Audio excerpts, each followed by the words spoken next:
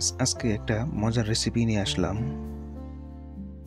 প্রথমে বাটিতে 300 গ্রাম ময়দায় 1 চামচ লবণ ও গরম জল দিয়ে নেড়েচেড়ে খামির করে নিন। খামিরটা এভাবে বেলে টুকরো করে কেটে নিন। টুকরোগুলো এভাবে লম্বা করে বেলে তেল ব্রাশ করে প্লাস্টিকে মুড়িয়ে 1 ঘন্টা রেখে দিন। সি ফুড সয়া সস ও হালকা সয়া সসের সাথে মাংস দিন। সামান্য আদা গুঁড়ো, ডাম্পলিং পাউডার, চিকেন এসেন্স, রান্নার তেল ভালোভাবে নেড়েচেড়ে পেঁয়াজ কুচি, তিলের তেল দিয়ে ভালো করে মিশিয়ে নিন। এবার সেই খামিরের টুকরো এভাবে বেলে কিমের মিশ্রণটি দিয়ে এভাবে পরট পরট করে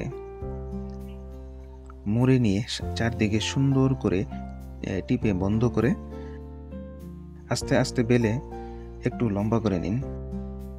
প্যান গরম করে হালকা ভেজে তেল ব্রাশ করে ঢেকে দিন। ঢাকনা খুলে উল্টিয়ে জল দিয়ে আবার ঢেকে দিন। জল শুকিয়ে গেলে বের করে নিন। এবার মজা করে পরিবেশন করুন।